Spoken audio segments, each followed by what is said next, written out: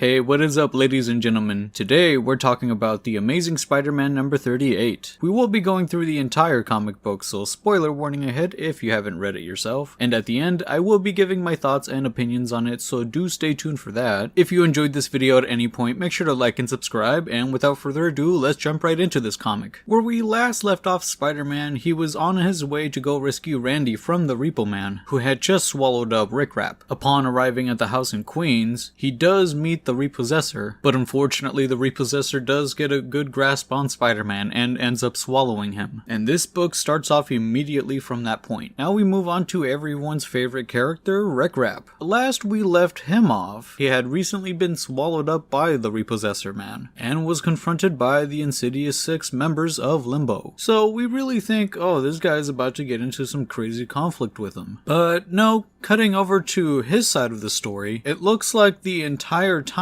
he's been recapping this entire story to them, to the point where they're honestly miserably bored and their desperate pleas to have him stop telling the story because they've already experienced all of this really gets ignored by him as he continues telling the story. But a blissful moment arrives when he gets interrupted. As all the creatures have been getting swallowed up by the Repo Man, they've been going through this, the best way to describe it is a booty hole. Rek-Rap runs over to Spider-Man, now excited to see him, since he's in the same area that he is in, but Spider-Man is more concerned over the fact that the Insidious 6 are also there. But they tell him not to worry, that they're actually there to help out Rek-Rap get the hell out of there. Spider-Man though doesn't question this, and he starts spewing the plan, how he's in a rush to save Randy. Rek-Rap explains it to Spider-Man to not worry, because time moves differently there. It actually takes days what it would take seconds up in the real world. Mind you, they are in Limbo at the moment. On day 2 for Spider-Man and Rek-Rap, it looks like they both have built a catapult to launch themselves through the booty hole again, and somehow work their way up to the repossessor's mouth again. Right before launching themselves, Spider-Man does take the time to apologize to Rek-Rap for not believing in him in the whole repossessor story. But because of Rek-Rap's short attention span, he gets distracted and pulls the lever on the catapult, launching both of them through the booty hole. This does take them 7 days worth of time for them to successfully reach the mouth. While back with the repossessor, he's taking about a minute's worth of time throughout those 7 days to walk over to Randy and slice him up. And as you'd expect, the very last minute is the moment when Spider-Man and Rek-Rap manage to save Randy by simply arriving to the destination and escaping out of the repossessor. Upon both of them landing, Rek-Rap tells Spider-Man, "At least give me a classic Parker Pete-Man quip." But since Spider-Man's more concerned over his friend Randy, he shouts, "Randy!" Rek-Rap replies hilarious to Spider-Man's quip. Of course he's not quipping, he's just shouting Randy's name. Spider-Man reaches Randy, but upon doing so, the repossessor corners them in the room that Randy's in. And the repossessor starts talking about the debt that Peter Parker owes him for the hospital bills. And this is where Spider-Man actually recognizes the man as the debt collector. The repossessor, upon confronting Spider-Man, tells him that he must pay. Spider-Man responds by saying, "Sure, let me just grab my checkbook."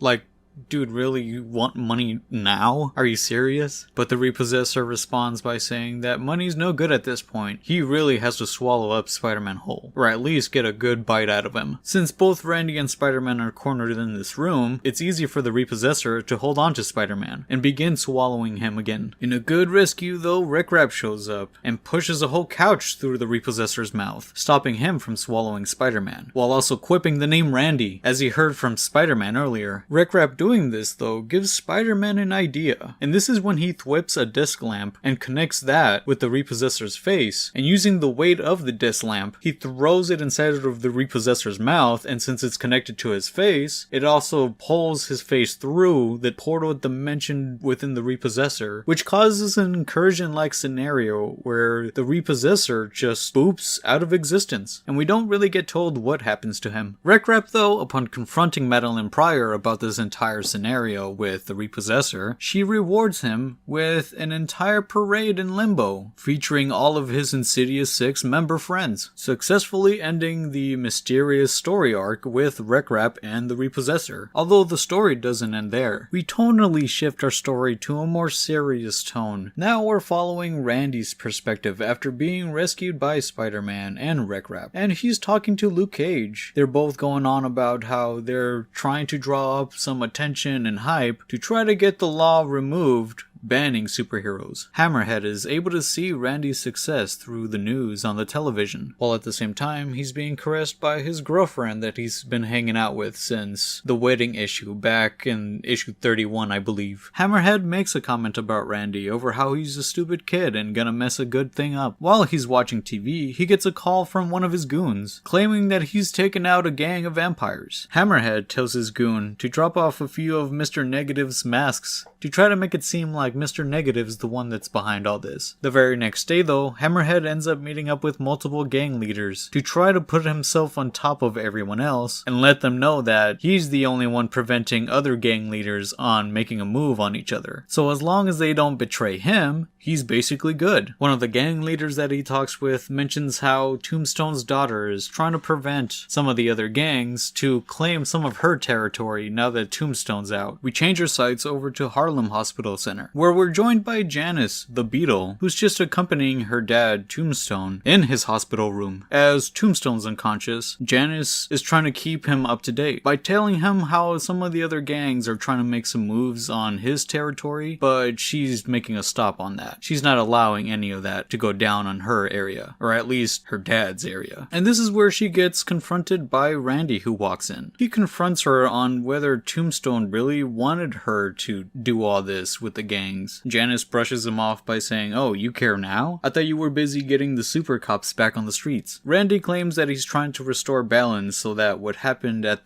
he doesn't want to say it, but their wedding doesn't happen again. Janice claims that she also can't say the word, and she doesn't know what she was even thinking with the whole ordeal, and says goodbye to Randy as she flies off to prevent more chaos to happen in her dad's territory. And then we skip over to Silvermane and Count Nefaria, and they're gloating over the fact that their control over Hammerhead, controlling all the other gangs of New York, have indirectly given them the control over New York. And this will give them the ability to squeeze any of the gangs however they wish to do so, allowing them to manipulate how power shifts throughout New York. Their gloating gets interrupted when Silvermane notices a noise coming from his cyborg body. Out of the blue though, he holds onto Count Nefaria's neck and slams him into the ground, taking him out in the process. And it is quite clear that he is not in control of his own body at this point. Since he's not fully in control of himself, he grabs onto his own neck and rips his head off and throws it away, causing it to land right next to this mysterious figure that just walked up, who I'm assuming to be the cause of all this. It doesn't get revealed who they are, but they do tell Silvermane about this war.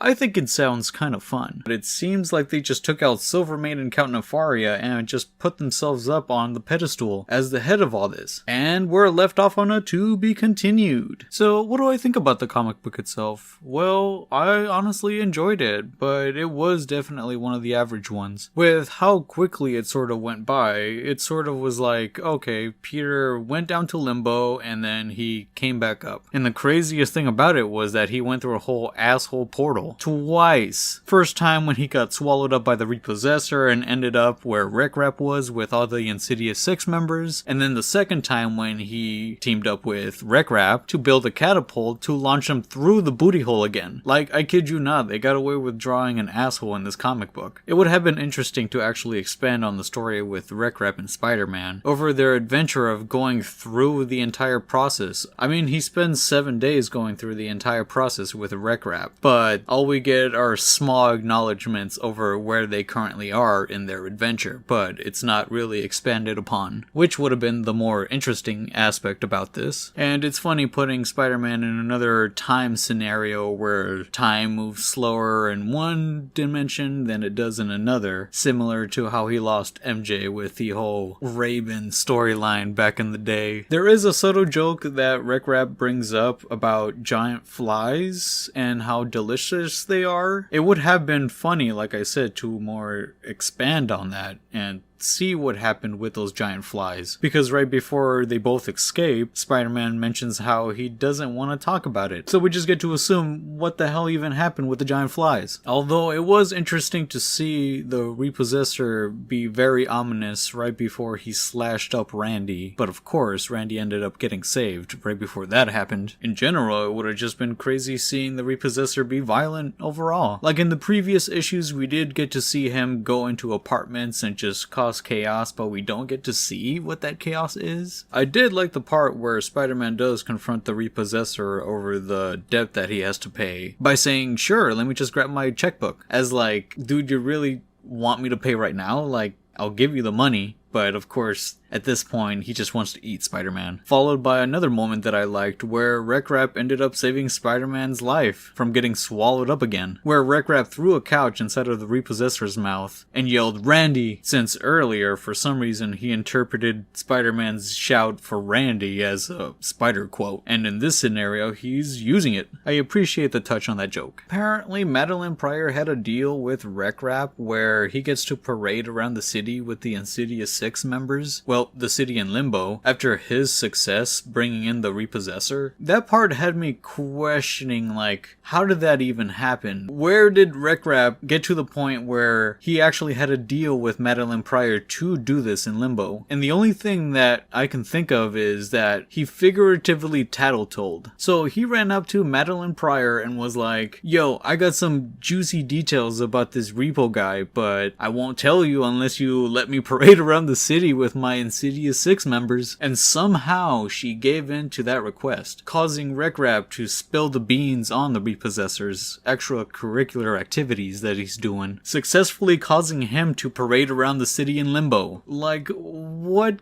chaotic ending for this story arc. What the heck? Alright, scratch my previous assessment over me thinking this comic is average. I honestly am enjoying this the more I explain it. It is pure chaos. But some of that is just my own theories over what and how this happened, you know. They definitely have my interest piqued though with the next gang event that they're starting. The complete tonal shift from the Rek-Rap story over to this gang story, I enjoy. I really love the moment with Janice where she's in the hospital accompanying her dad, Tombstone, and she's explaining to him how the whole gang situation is going down, really explaining to him how determined she is to prevent any of his territory from getting claimed by someone else. This made me like Janice a lot more, especially because she seemed a lot more determined and her goal made sense. And in the end, I find it incredibly hilarious how in the previous issues we established this supreme gang power. First we think, oh, it's Hammerhead who's controlling all this. No, it's actually Silvermane and Count Nefaria who are really leading Hammerhead to do all this stuff. So both Silvermane and Count Nefaria are the top leaders of New York. A random player shows up and just takes both of these characters out and simply acknowledging the whole gang thing as fun time. What crazy flips in power they got going on. I thought it was especially hilarious how after gloating over them having so much power, someone comes by and just wipes the floor with these guys. But anyways, those are my thoughts on the comic itself. If you read the comic, let me know what you thought about it. What did you think of the repossessor and how he was implemented and actually used? What did you think of the climactic battle with the repossessor? How about the entire tonal shift of stories there? Did you guys enjoy that part? Let me know in the comments. And if you enjoyed this video at any point, make sure to like and subscribe, and I'll see you guys next time.